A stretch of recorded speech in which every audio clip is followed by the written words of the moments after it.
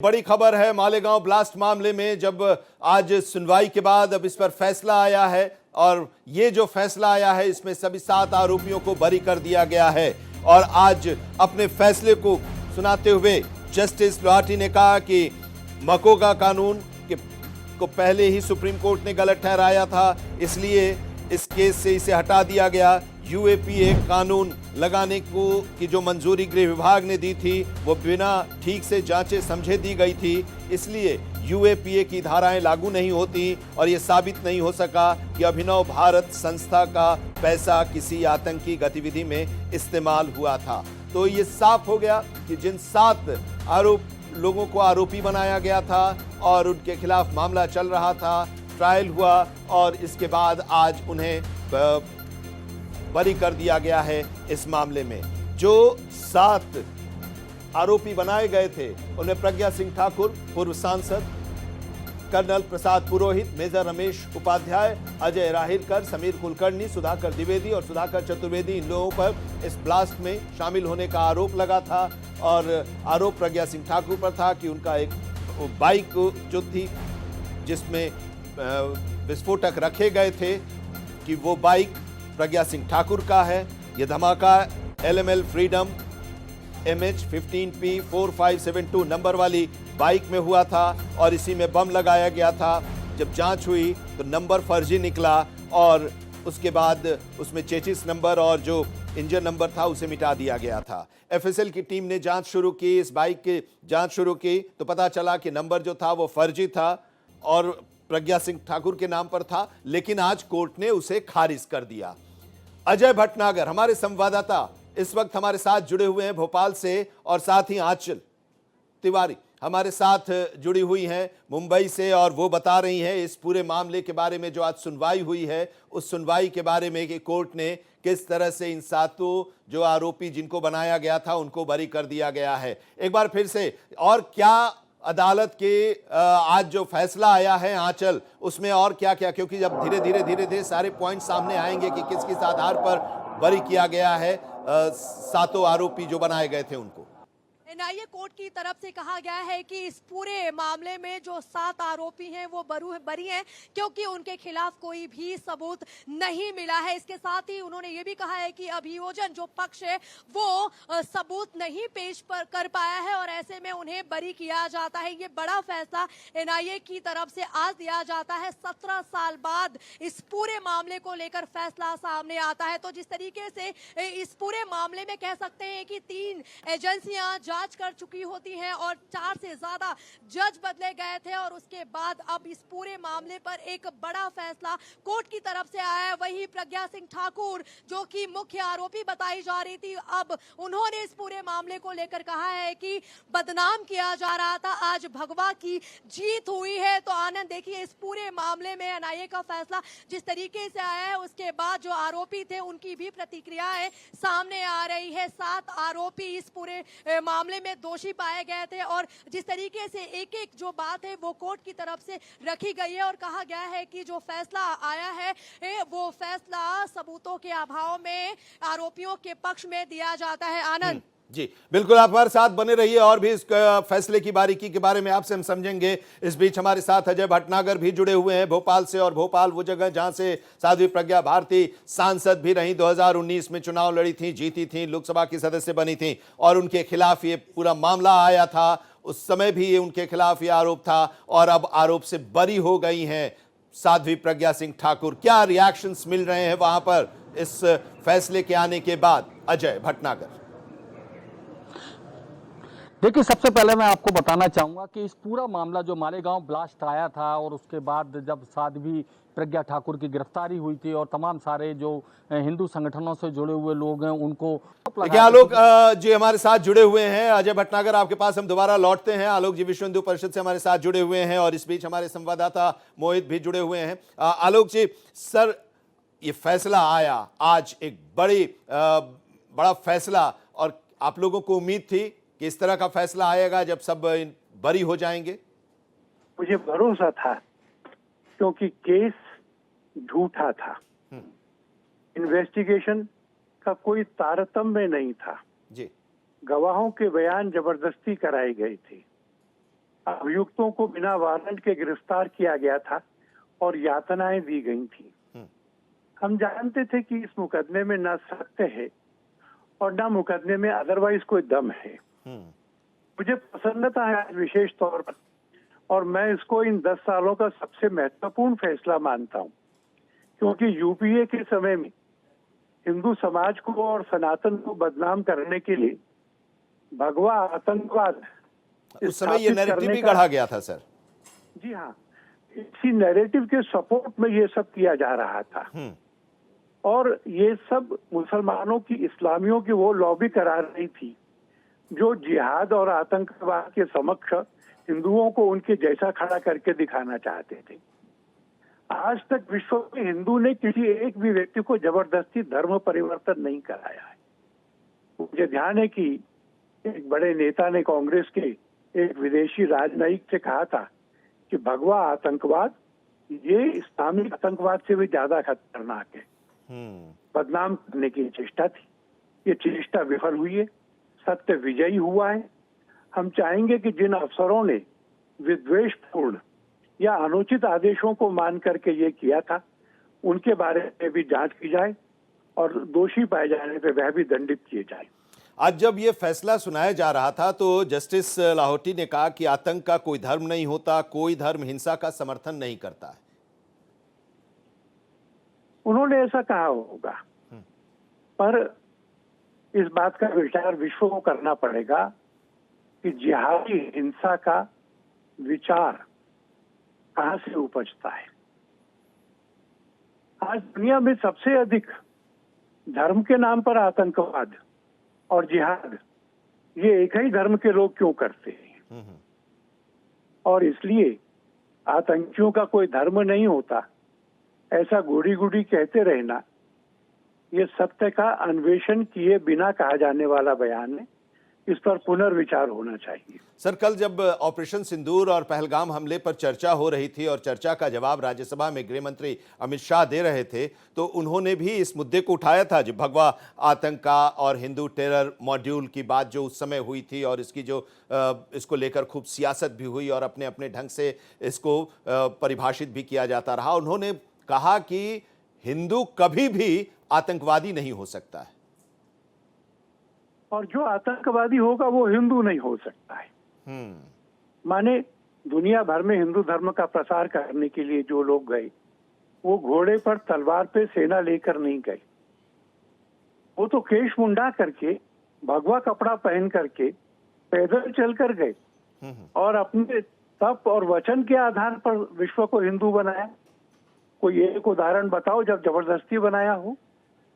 उनको आतंकवादी कहना ये जानबूझकर बोला गया झूठ था, और ये सारे मुकदमे षड्यंत्र पूर्वक झूठे बनाए गए थे जो अब ध्वस्त हो रहे हैं।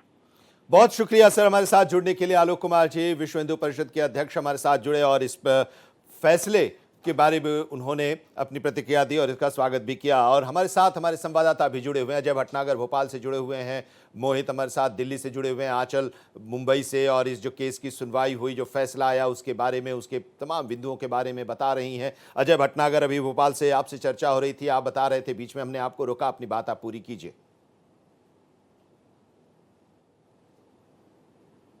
2019 में बीजेपी ने उतारा था अपना उम्मीदवार भोपाल से, जबकि सामने थे दिग्विजय सिंह, जो कि लगातार मुखर रहते हैं हिंदू आतंकवाद या भगवा आतंकवाद को लेकर, और कहीं ना कहीं निशाना साधते रहते हैं, और बीजेपी के भी निशाने पर वो सबसे ज्यादा रहते हैं। और ऐसे में प्रज्ञा सिंह ठाकुर ने जब बड़ी जीत दर्ज की थी, तभी एक जवाब मिला था जनता की तरफ से, मगर आज अदालत की तरफ से जो भगवा आतंकवाद का जवाब मिला है, ये ऐसा प्रतिक्रिया भी सामने लोगों की आ रही है। अभी कमलनाथ जी की भी प्रतिक्रिया आई है, जिसमें उन्होंने कहा है कि कोर्ट का फैसला है, जैसे सबको मानना पड़ेगा वो कोर्ट ने जो कहा है। मगर इस बीच में बताना चाहूंगा कि उनके तमाम सारे उनके हाथ पैरों में कई महीनों तक वो बेड पे पड़ी रहीं, लगातार वो चिकित्सा लेती रहीं, आयुर्वेद की और एलोपैथी की तमाम सारी, और उनके इलाज हुए, मगर वो काफी आपके पास आते हैं और हमारे संवाददाता भी और जुड़े हुए हैं, उनसे भी हम जरा बातचीत करेंगे। लेकिन इस बीच चक्रपाणी महाराज जी हमारे साथ जुड़े हुए हैं। बहुत बहुत स्वागत है भारत एक्सप्रेस पर। आचार्य जी, अब ये फैसला आया है और फैसले में सभी आरोपियों को बरी कर दिया गया है। आपकी पहली प्रतिक्रिया सर। देखिए, ये कांग्रेस के मुंह पे बहुत बड़ा तमाचा है, जिसने जानबूझ करके हिंदू आतंकवाद का एक मनगढ़ंत जो है प्रोपगंडा फैलाया, एक भगवा आतंकवाद को दिया। वो सिर्फ इस्लामिक आतंकवाद के तुष्टीकरण में इस तरह से किया। अब आवश्यकता है कि कांग्रेस जाके घर घर हिंदुओं से माफी मांगे। ये कितना दुर्भाग्यपूर्ण रहा कि इस बहुसंख्यक देश में हिंदुओं के खिलाफ ही जिस प्रकार से कांग्रेस ने शुरू से प्रोपगंडा फैलाया है और जानबूझ करके बेइज्जत करने का प्रयास किया है पूरे देश दुनिया में, इसकी जितनी निंदा की जाए कम है। अब आवश्यकता है कि राहुल गांधी जी, प्रियंका जी और राष्ट्रीय अध्यक्ष तत्काल सार्वजनिक रूप से माफी मांगने की आवश्यकता है। माननीय कोर्ट ने स्पष्ट कर दिया, हिंदू आतंकवाद कुछ नहीं होता। लेकिन इन्होंने जानबूझ करके इतने सालों में, इतने साल 18 साल जो गए हैं, कौन इसका प्रायश्चित करेगा? तो इसलिए कांग्रेस ने बहुत इन्होंने पाप किया, हिंदू आतंकवाद और भगवा आतंकवाद जोड़ करके, और सिर्फ तुष्टीकरण में इन्होंने किया। इसलिए 2008 में सितंबर में 19 तारीख को यह हादसा हुआ था, यह घटना हुई थी। 6 लोग मारे गए थे, 100 से ज्यादा लोग घायल हुए थे आचार्य जी। और उसके बाद ये जब पूरा मामला सामने आया था तो एक मॉड्यूल की बात होने लगी थी, हिंदू टेरर या भगवा आतंक, और इस पर खूब राजनीति हुई थी, खूब सियासत भी हुई थी। देखिए, इसमें कहीं ना कहीं इस्लामिक आतंकियों का हाथ हो सकता है, उपद्रवियों का हाथ हो सकता है, लेकिन हिंदुओं का और हिंदू आतंकवाद तो था ही नहीं। आतंकवाद तो हिंदू में है ही नहीं है। हम तो हिंदू सनातनी तो आतंकवाद के खिलाफ हमेशा लड़ते हैं। जब रावण के खिलाफ हुआ, कंस के खिलाफ हुआ, हमारे देवी देवता भगवान अवतरण लेते हैं और आतंकवाद को नष्ट करने का काम करते हैं। तो इस तरह से जानबूझ के बदनाम किया गया है, और ये जितनी इसकी निंदा की जाए कम है।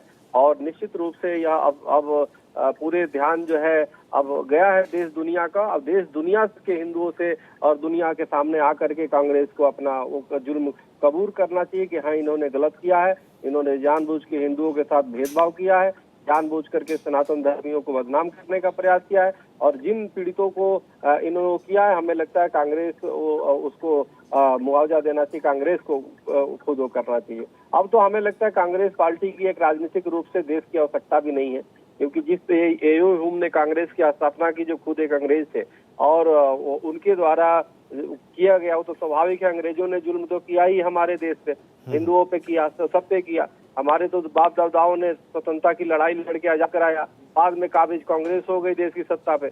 इसलिए मेरा मानना है कि राजनीतिक रूप से देश को कांग्रेस की आवश्यकता नहीं है, अब राष्ट्रवादियों की आवश्यकता है, और इनका पूरी तरह खत्म किया जाना ये जरूरी है। बहुत शुक्रिया हमारे साथ जुड़ने के लिए आचार्य चक्रपाणी महाराज जी, अध्यक्ष हिंदू महासभा के, और उन्होंने इस फैसले का स्वागत किया है। हमारे संवाददाता भी हमारे साथ जुड़े हुए हैं, अजय भटनागर बता रहे थे कि किस तरह से वहां पर जब प्रज्ञा भारती चुनाव लड़ी थी, उम्मीदवार बनी थी, भारतीय जनता पार्टी की दिग्विजय सिंह उनके खिलाफ थे। वो दिग्विजय सिंह जिन्होंने हिंदू आतंक या हिंदू टेरर और भगवा आतंक की बात की थी, उनको उन्होंने पराजित किया था, साध्वी प्रज्ञा सिंह ठाकुर, और फिर वो लोकसभा पहुंची थी, और वहां पर भी खुशी का माहौल है। हमारे साथ मोहित भी जुड़े हुए हैं दिल्ली से। मोहित, जरा बताइए, अब ये फैसला आया और देश की राजधानी जहां पर संसद की कार्यवाही चल रही है, वहां पर भी लोगों को इंतजार था। इसके बारे में भी हम आपसे जानेंगे कि वहां पर क्या प्रतिक्रिया आई है, लेकिन इस बीच जरा आंचल के पास चलते हैं। आंचल, जरा बताइए और क्या जानकारियां मिल रही हैं, किस तरह की प्रतिक्रियाएं आ रही हैं? प्रज्ञा जब बाहर निकली, साध्वी प्रज्ञा, इस फैसले के आने के बाद, तो उन्होंने क्या कहा प्रतिक्रिया में? जो बिल्कुल आनंद, देखिए जिस तरीके से इस पूरे मामले को लेकर एनआईए कोर्ट की तरफ से फैसला आया है, उसके बाद आरोपी पक्ष की तरफ से बयान भी दिया जा रहा है। प्रज्ञा सिंह ठाकुर ने सीधे तौर पर कहा है कि हमारे खिलाफ एक षड्यंत्र रचा गया था, जिसमें कहीं ना कहीं नाकामी मिली है, और अब भगवा को जिस तरीके से बदनाम किया गया था, भगवा की जीत हुई है। कह रही है कि उन्होंने कहा है कि जिस तरीके से ये पूरा मामला हुआ था, उसमें कहीं ना कहीं हमें फंसाने की कोशिश की गई थी। मैं निर्दोष थी और मैं कितने दिनों से बीमार चल रही थी, उसके बावजूद मैं लगातार इस पूरे मामले की सुनवाई के लिए आ रही थी, और आज जब फैसला आया है तो उनके चेहरे पर एक अलग ही झलक हमें नजर आ रही है, और उन्होंने कहा है कि भगवा का जीत हुआ है और हिंदुत्व का जीत हुआ है। इसके साथ ही अगर मैं कोर्ट की बात करूं तो कोर्ट की तरफ से भी कहा गया है कि आतंकवाद का कोई धर्म नहीं होता, और जिसका धर्म होता है वो आतंकवाद नहीं, वो आतंकवादी धर्म के नाम पर कभी हिंसा नहीं कर सकता। तो देखिए जिस तरीके से इस पूरे मामले को लेकर एनआईए कोर्ट की तरफ से फैसला आया है और अभियोजन के लिए भी कहा गया है कि उनके पास जो सबूत थे वो सबूत प्रॉपर नहीं थे। सबूत में जो सबूत होना चाहिए, पुख्ता सबूत, वो उनके पास नहीं थे कोर्ट में पेश करने के लिए, और सबूतों के अभाव में इन 7 आरोपियों को बरी किया गया है। तो ऐसे में देखिए जो आरोपी है उनकी भी जो प्रतिक्रिया है वो सामने आ रही थी और उन्होंने कहा है कि ये हमारे लिए ये बड़ी जीत है, लेकिन अब ये देखना होगा कि जो अभियोजन पक्ष है उनकी तरफ से क्या कुछ फैसला लिया जाता है। क्या वो हाई कोर्ट का रुख करेंगे, सुप्रीम कोर्ट का रुख करेंगे, क्योंकि अब तक इस पूरे मामले में 3 एजेंसियों ने जांच कर चुकी है और लास्ट ये एनआईए एजेंसियां थी, एनआईए थी और एनआईए की तहत इस पूरे मामले का जांच किया जा रहा था। और अब जब एनआईए का फैसला आया है तो कहीं ना कहीं अब अभियोजन पक्ष की तरफ से कोई दूसरा जो कदम है वो उठाया जा सकता है। आनंद, 2 और जो आरोपी हैं वो एब्सकॉन्डिंग है अभी तक, संदीप डांगे और कालरा। क्या उनके बारे में कुछ अदालत में कहा गया आज की इस सुनवाई के दौरान, फैसला जब आया तब? जी बिल्कुल आनंद, देखिए जिस तरीके से इस पूरे मामले में टोटल 12 आरोपी थे और अब 7 आरोपी आए हुए थे। उन 2 आरोपियों को लेकर भी कोर्ट की तरफ से कहा गया है कि उनके खिलाफ कोई भी सबूत नहीं मिले हैं जिसके तौर पर उन्हें निर्दोष दोषी उन्हें साबित किया। तो लगातार हम आपको बता रहे हैं आज जो फैसला आया और इस फैसले का इंतजार देश कर रहा था। 17 साल पुराना ये पूरा मामला और मालेगांव केस का जो टाइमलाइन है वो देखिए। 29 सितंबर 2008 को ये घटना घटी, 6 लोगों की मौत हुई, 100 से ज्यादा घायल हुए। अक्टूबर 2008 में महाराष्ट्र एटीएस ने अपनी जांच शुरू की। साध्वी प्रज्ञा और कर्नल पुरोहित सहित कई लोग गिरफ्तार हुए। 2009 में जांच एनआईए को सौंपी गई और एनआईए ने अपनी तरफ से पहली चार्जशीट 2011 में दाखिल की। 2016 में एनआईए ने साध्वी प्रज्ञा और उनके अलावा 6 और लोगों के खिलाफ आरोप पत्र दायर किया, जिसमें और फिर उसके बाद आज सुनवाई हुई फाइनल और फैसला आया जिसमें सभी को बरी कर दिया गया है। पूरा जो ये केस है 29 सितंबर 2008 को मालेगांव में ब्लास्ट होता है। बाइक में विस्फोटक थे और ब्लास्ट हुआ, 6 लोगों की मौत हुई, 100 से ज्यादा घायल हुए। 30 सितंबर 2008 को मामला दर्ज किया गया, एफआईआर दर्ज किया गया। अक्टूबर 2008 में महाराष्ट्र एटीएस ने जांच शुरू की। साध्वी कर्नल पुरोहित सहित कई लोग गिरफ्तार हुए। 2009 में एनआईए को जांच सौंपी गई। 2011 में पहली चार्जशीट दायर हुई और 2016 में एनआईए ने साध्वी प्रज्ञा और 6 अन्य के खिलाफ मकोका हटाकर नई चार्जशीट दायर की और सबूतों के अभाव का हवाला भी एनआईए ने दिया। 2017 में कर्नल पुरोहित और फिर साध्वी प्रज्ञा सिंह ठाकुर को जमानत मिल गई। 2018 में मुंबई की विशेष एनआईए अदालत ने इस मामले में चार्ज तय किए और 2019 में साध्वी प्रज्ञा भोपाल से एमपी बनी, जिसका जिक्र अभी अजय भटनागर हमारे संवाददाता हमारे साथ जुड़े हुए हैं और वो कर रहे थे। फिर 2023-24 में कई गवाह के बयान आए और आंचल हमारे साथ जुड़ी हुई हैं और आंचल इस केस की बारीकियों को बता रही हैं और साथ ही जो फैसला आया है और फैसले में आज जो जस्टिस लाहौटी की प्रतिक्रिया थी, टिप्पणी थी इस पूरे मामले को लेकर जो सुनवाई हुई थी उसके बारे में वो बता रही थी। अभी आपने बताया इस केस के बारे में जो लोग जुड़े हुए थे उनके बारे में कि कोर्ट ने क्या कहा। इसके साथ ही कई प्रूफ भी दिए गए थे। इस दौरान सीडी दिया गया था, जो मीटिंग्स हुई थी उन मीटिंग्स के बारे में बताया गया था कि क्या क्या बात हुई थी, रणनीतियां बनी थी, जो इन लोगों के खिलाफ पूरा मामला जा रहा था और उस पर ये पूरा मामला 17 साल तक चला, उस पर आज फैसला हुआ। क्या इस बारे में भी कुछ जिक्र किया गया जस्टिस लाहौटी के द्वारा जब फैसला दे रहे थे तब, उन सबूतों के बारे में जो पेश किए गए थे तब?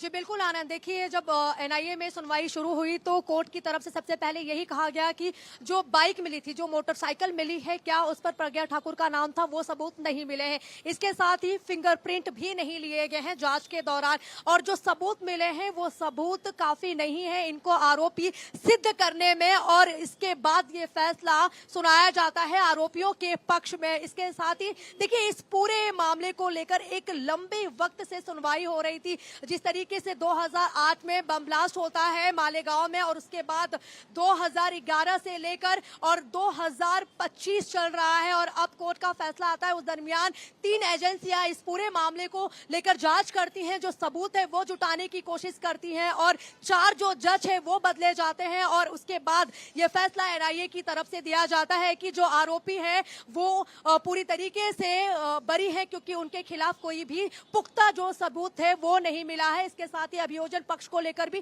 कहा गया है कि जो अभियोजन पक्ष है, जो पीड़ित परिवार है, उन्हें भी सहायता दी जाए। जिन्होंने अपनों को खोया है उनको 2 लाख रुपए का मुआवजा देने की भी बात कही गई है। इसके साथ ही जो घायल हुए थे उन्हें 15,000 रुपए देने की बात कोर्ट की तरफ से कही गई है। लेकिन अब ये देखना होगा कि जो पीड़ित परिवार है उनकी तरफ से क्या कुछ कदम उठाया जाता है। अब इस पूरे मामले को लेकर जो आरोपी थे जिन्हें अभी बरी कर दिया गया है, उनके भी जो प्रतिक्रियाएं हैं वो सामने आ रहे हैं। हम एनआईए कोर्ट के बाहर मौजूद है और जिस तरीके से इस पूरे मामले को लेकर सुनवाई चल रही थी, प्रज्ञा सिंह ठाकुर जब जा रही थी अंदर तभी उन्होंने कहा था कि सत्य की जीत होगी। इसके साथ ही कई जो आरोपी थी उनके भी प्रतिक्रियाएं हमारे सामने आई थी और उन्होंने कहा था कि हमारे खिलाफ सबूत नहीं मिला है और हम दोषी नहीं है। तो देखिए, एक बड़ा फैसला, जिस तरीके से 2008 में ये मामला होता है तब राज्य में कांग्रेस की सरकार थी, यूपीए की सरकार थी और कहीं ना कहीं प्रज्ञा सिंह ठाकुर का कहना है कि ये हमारे खिलाफ षड्यंत्र रचा गया था, भगवा को बदनाम किया गया था और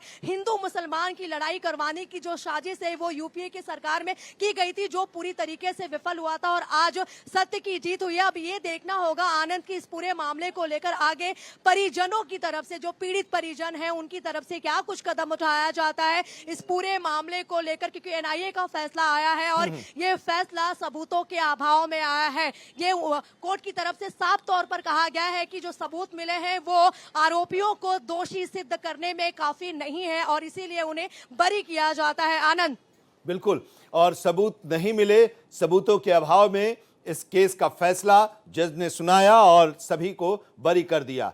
अब इसमें 6 लोग जिनकी मौत हुई थी, अभी जिसकी चर्चा आंचल कर रही थी, फरहीन उर्फ शगुफ्ता शेख लियाकत, शेख मुश्ताक यूसुफ, शेख रफीक मुस्तफ़ा, इरफान जियाउल्लाह खान, सैयद अजहर, सैयद निसार, हारून शाह, मोहम्मद शाह, ये 6 लोग जिनकी मौत हुई थी।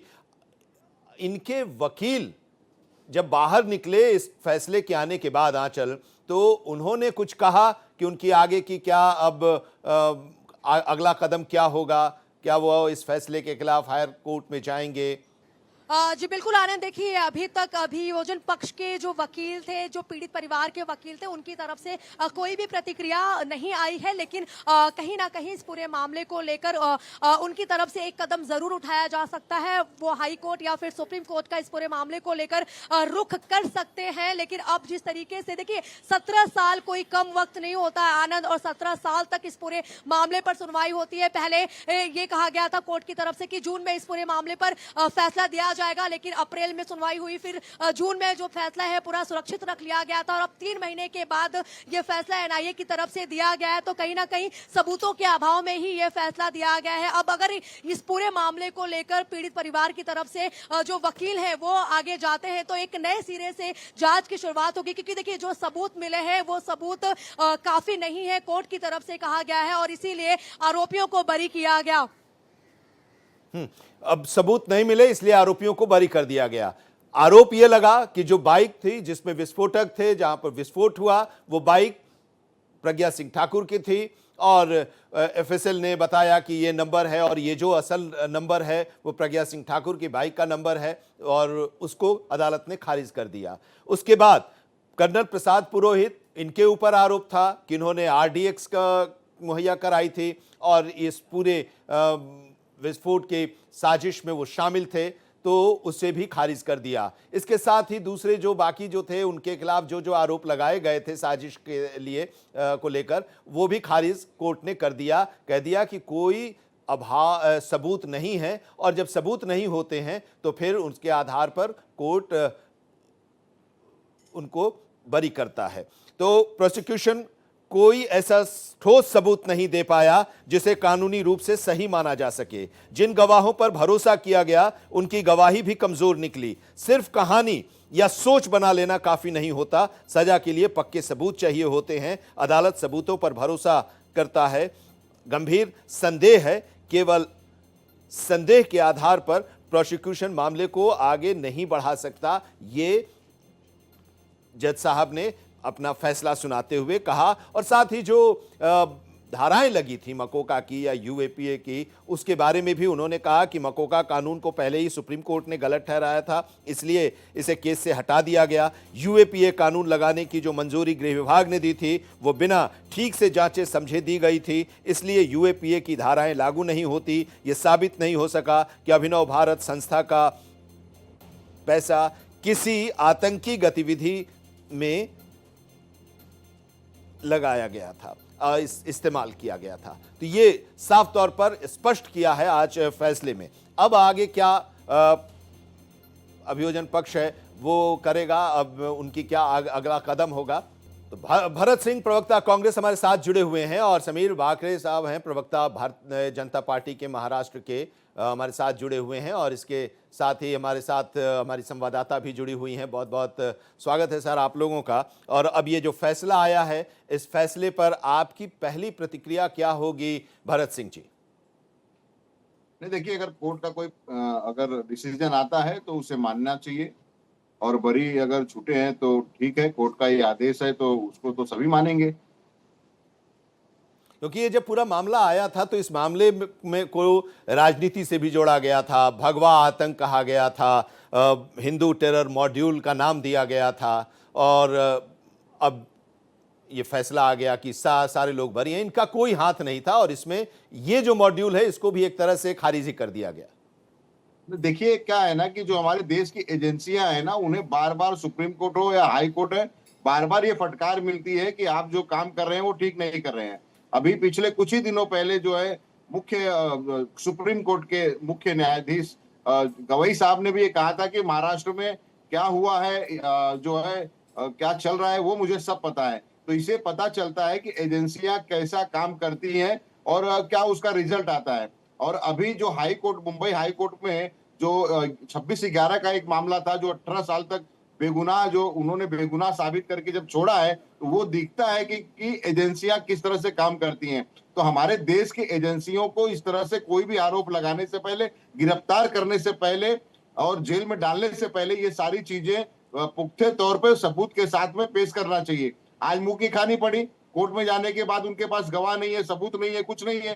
तो ये कहीं ना कहीं एजेंसियों को ये सोचना पड़ेगा कि किसी के दबाव में ना आते हुए हमें जो है निष्पक्ष रूप से काम करना चाहिए। तो दबाव की तरफ इशारा किस तरफ है आपका?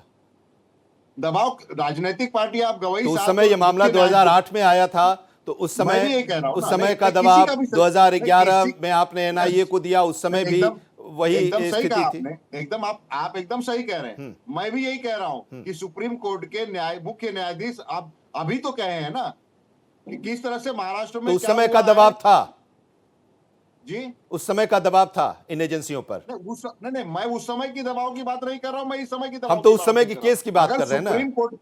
अगर सुप्रीम कोर्ट के मुख्य न्यायाधीश ये कहते हैं कि महाराष्ट्र में अभी क्या हुआ, ईडी किस तरह से काम कर रही नहीं, है, तो उस मामले पर आप उस मामले पर नहीं, अभी के मामले पर आप जरूर बता रहे हैं। नहीं, ये मतलब ये कि जो 2008 से ये 2014 तक जो पूरा मामला चला, उसमें एनआईए भी, एटीएस भी और महाराष्ट्र की पुलिस भी जांच की, और उन लोगों ने उसका आधार स्थापित किया, तो उस पर भी दबाव था।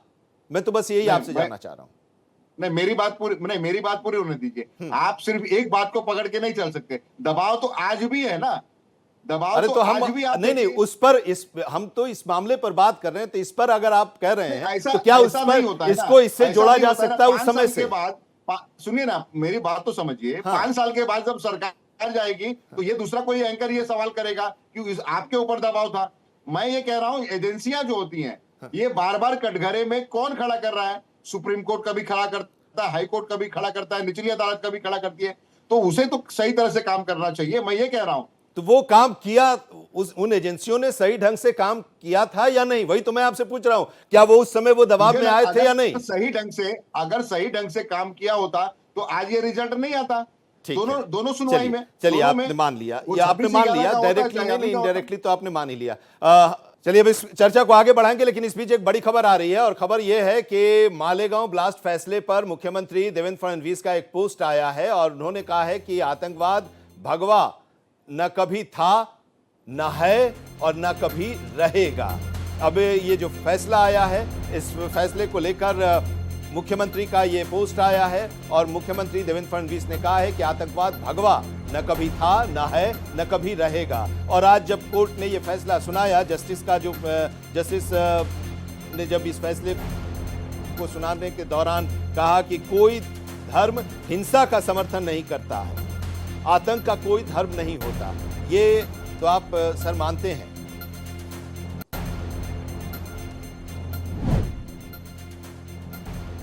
हमारे साथ चर्चा में कांग्रेस के वरिष्ठ नेता हमारे साथ जुड़े हुए हैं और उनसे भी हम चर्चा कर रहे हैं कि ये जो फैसला आया, 17 साल ये पूरा मामला चला और 17 साल के बाद एनआईए के कोर्ट से ये फैसला आया है। भरत सिंह जी प्रवक्ता हैं कांग्रेस के, हमारे साथ जुड़े हुए हैं और आज जब ये फैसला आया, जब जज साहब इस फैसले को सुना रहे थे तो उन्होंने कहा कि आतंक का कोई धर्म नहीं होता, कोई धर्म हिंसा का समर्थन नहीं करता है। भरत सिंह जी, आप इसे सहमत होंगे?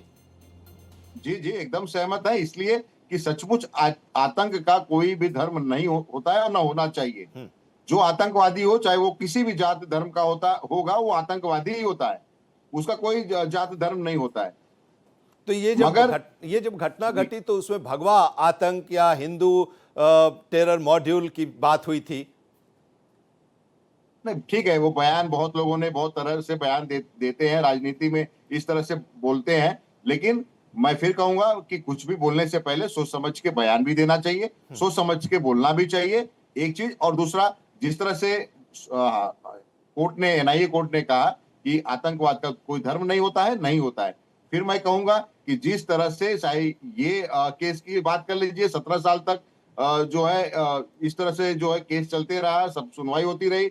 जिस तरह से 26/11 वाले मामले पे 17-18 साल लोग जेल में रहे, उनका भी एक जो है उनको सामाजिक तौर पे हर तरह से कहीं ना कहीं नुकसान होता है, कहीं ना कहीं बहुत एक बड़ी सजा मिलती है। और उसके बाद अगर कोर्ट कहता है ये बाइज्जत बरी होते हैं, तो ये समझिए कि उनके साथ किस तरह से नाइंसाफी हुई है, ये भी समझना चाहिए। बिल्कुल, और ये एक बड़ी समस्या है। 17 साल तक इस पूरे मामले को चला, मानसिक रूप से, शारीरिक रूप से वो त्रस्त रहे, परेशान रहे, जेल के अंदर रहे, जमानत पर बाहर आए, लेकिन वो सारा इनके साथ घूमता रहा। और उसके बाद जब ये बरी होते हैं कोर्ट की तरफ से, तो इसको लेकर भी एक चर्चा तो जरूर होनी चाहिए कि जो मामले हैं उनका जल्द से जल्द निपटारा हो। इतने सालों तक अगर चलेगा तो फिर उसका कोई मतलब नहीं रह जाता। नहीं, आपने एकदम सही कहा कि इस तरह से जो मामले हैं उसका निपटारा जल्द से जल्द होना चाहिए। फास्ट ट्रैक कोर्ट पे आके फास्ट ट्रैक कोर्ट पे लाइए, उसका जल्द से जल्द निपटारा करिए। और मैं आपके चैनल के माध्यम से देशवासियों और देश के उन सारी एजेंसियों से मैं ये आग्रह करना चाहता हूं कि कम से कम जब आप किसी को गुनाहगार साबित करते हैं, जब तक आपके पास पुख्ता सबूत न हो, तब तक इस तरह से आरोप लगाना भी सही नहीं है। अब इसमें जब आज फैसला आया तो इस फैसले में कोर्ट ने कहा, जज साहब ने कहा कि यूएपीए कानून लगाया गया था। यूएपीए कानून लगाने की जो मंजूरी गृह विभाग ने दी थी वो बिना ठीक से जांचे समझे दी गई थी, इसलिए यूएपीए की धाराएं लागू नहीं होती। कई खामियां थी, उन खामियों को आज फैसला सुनाते समय जज साहब ने भी बताया। भरत सिंह जी, अगर खामियां नहीं होती तो बरी कैसे होते? खामियां थी ना कहीं ना कहीं। और आपको बताऊं कि उस समय जब होम मिनिस्टर जो थे, आज के सरकार में जो अजित पवार जी हैं, एनसीपी जो कहते हैं कि असली एनसीपी हैं, उसी एनसीपी के जो है गृह मंत्री जो है वो आर पाटिल साहब थे। उसी समय का मामला ये सब है।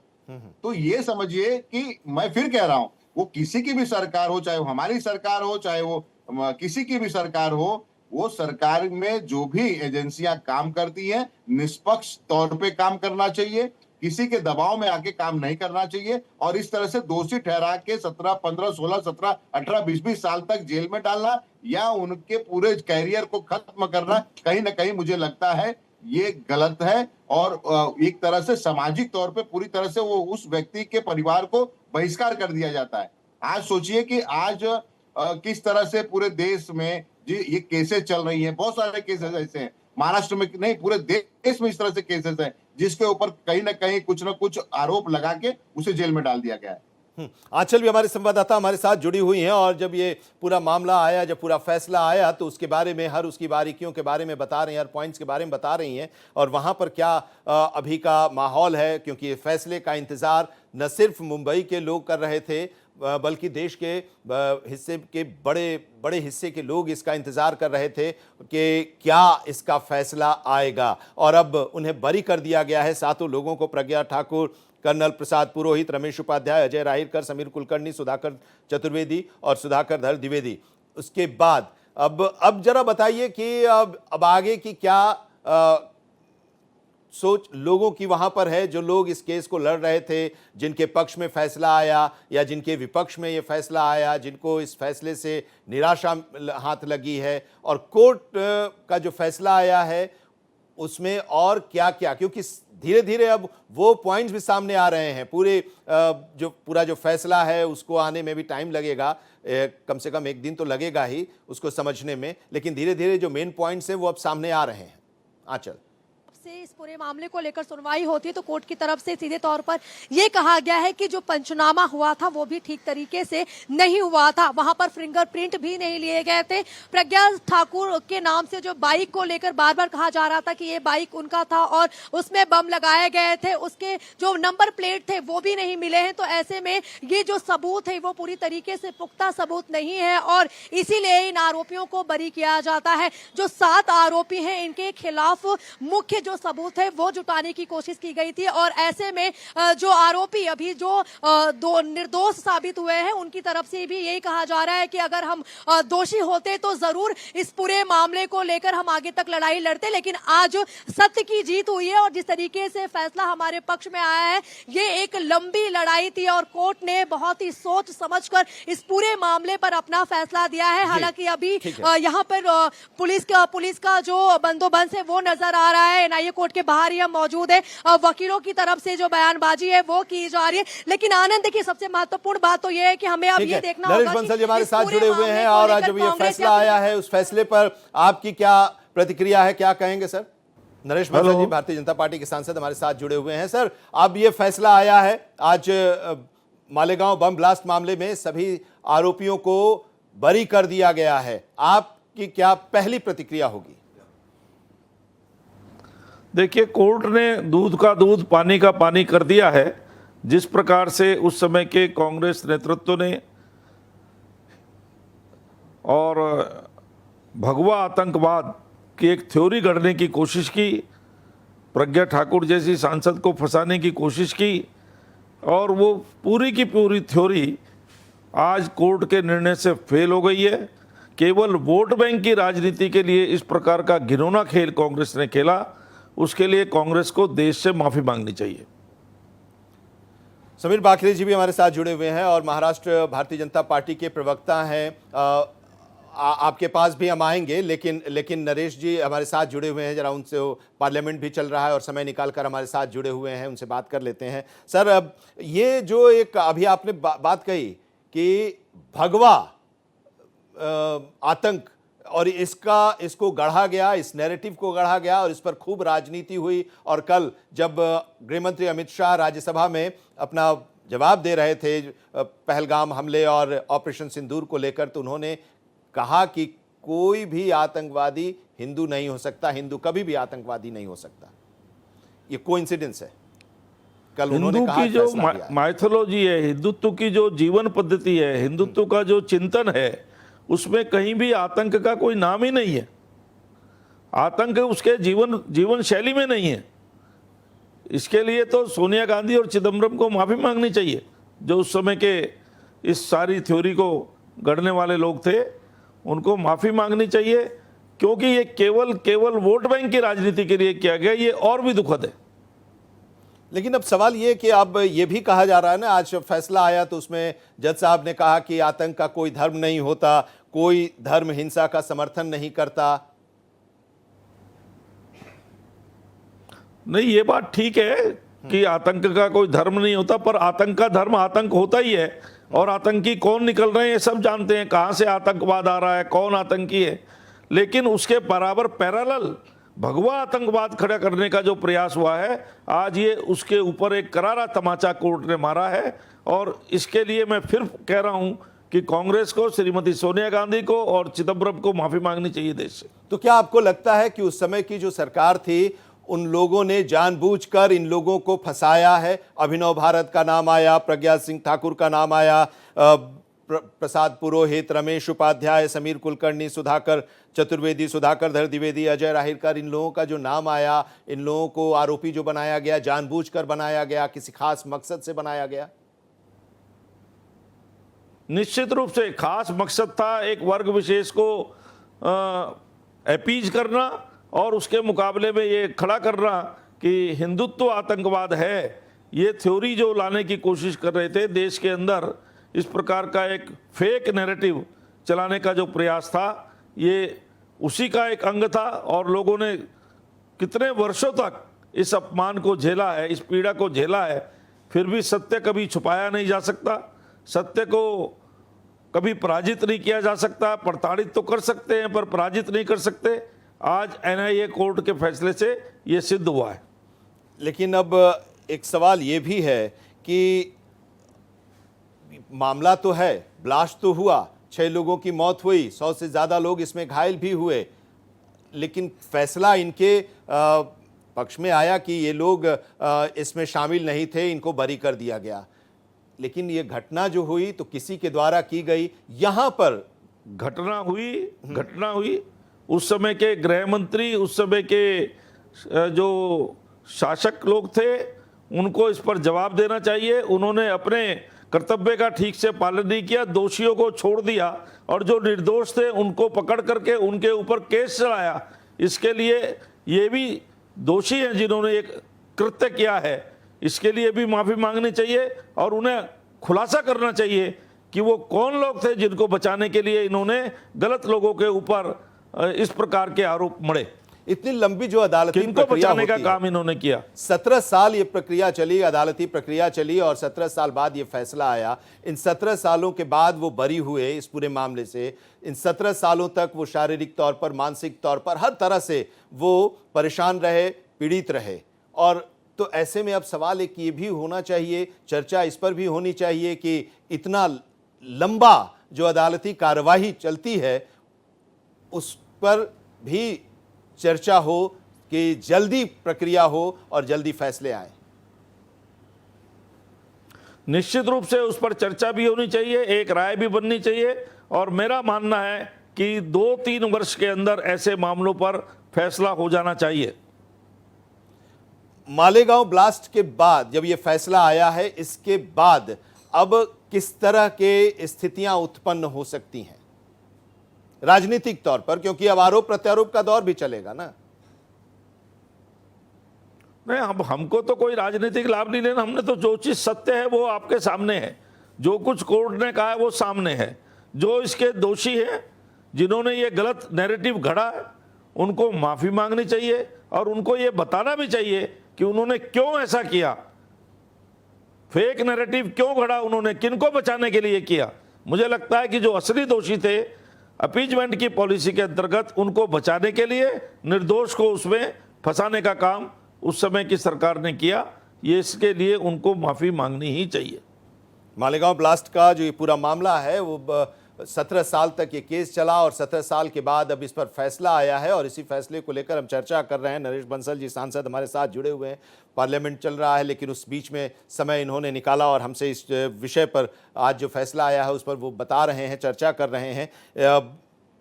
ये आतंकवाद को लेकर खूब चर्चा हुई और इस समय जब ये जो मालेगांव की घटना हुई थी सर, उस समय खूब सियासत भी हुई। दिग्विजय सिंह का बयान आया और ऐसे कई कांग्रेस के नेता और उस समय के जो उस दल के लोग, कुछ लोग थे, उन लोगों का भी बयान आया था और उन्होंने एक नैरेटिव गढ़ने की कोशिश की जिसके बारे में भी आप बता रहे हैं। वो नैरेटिव हालांकि चला नहीं और आज वो ध्वस्त हो गया इस फैसले के साथ। नरेश जी। हाँ, वो नैरेटिव बिल्कुल चला नहीं है, देश ने भी उस पर विश्वास नहीं किया और समय समय पर ये चीज़ें प्रकट हुई है, क्योंकि जो भगवा है वो त्याग, तपस्या और बलिदान का प्रतीक है, आतंकवाद का नहीं। ये हमारी सनातन संस्कृति है जो प्राचीन काल से है, जो त्याग, तपस्या और बलिदान सिखाती है, उसमें आतंकवाद का कोई स्थान नहीं है। फिर भी ये वोट पॉलिटिक्स के अंतर्गत भगवा को आतंकवादी बनाने का प्रयास किया गया, और वो प्रयास आज मुंह के बल कोर्ट में गिरा है, इसकी हमको प्रसन्नता भी है और ये सही हुआ है। दूध का दूध, पानी का पानी हुआ है। मैं फिर कह रहा हूं, श्रीमती सोनिया गांधी और पी चिदम्बरम को इसके लिए माफी मांगनी चाहिए देश से। सोनिया गांधी और पी चिदंबरम को देश से माफी मांगनी चाहिए। आज जो फैसला आया है उस पर बड़ा बयान दे रहे हैं और बड़ी बात कह रहे हैं।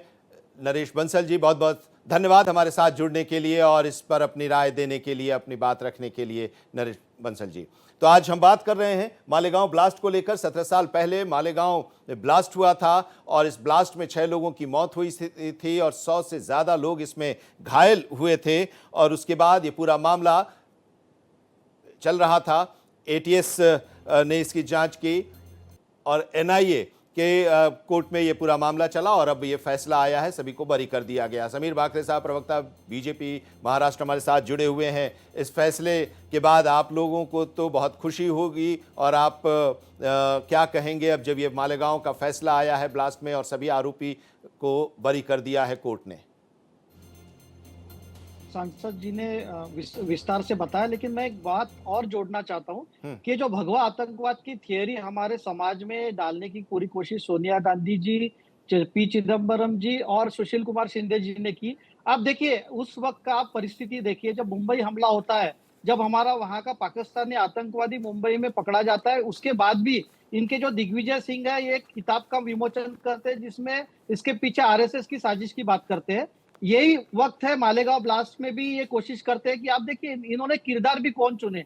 एक है साध्वी प्रज्ञा जी, एक है कर्नल पुरोहित। यानी इन्होंने ऐसा दिखाने की कोशिश की कि जो समाज में एक संत के रूप में साध्वी जी है और एक प्रोफेशनल आर्मी का पर्सन है जो आर्मी में काम कर रहा है, वो भी आतंकवाद में शामिल हो सकता है। तो इस तरीके की गहरी साजिश मालेगांव ब्लास्ट में इनको फंसाने की कोशिश की गई। और आप उस वक्त के बयान निकाल के देखिए, चिदम्बरम जी हो चाहे सुशील कुमार शिंदे जी हो, एक भगवा आतंकवाद को कॉइन करने का यह पहली बार हिंदुस्तान की राजनीति में हुआ था कि सैफरन टेरर नाम की कोई चीज सामने लाना चाहते थे एक धर्म विशेष को खुश करने के लिए और हिंदू समाज में एक प्रकार का संदेह निर्माण करने के लिए इन्होंने बड़ी साजिश रखी थी। मैं तो चाहता हूं कि जो मालेगांव में जो लोगों ने अपनी जान खोई है उनको न्याय मिले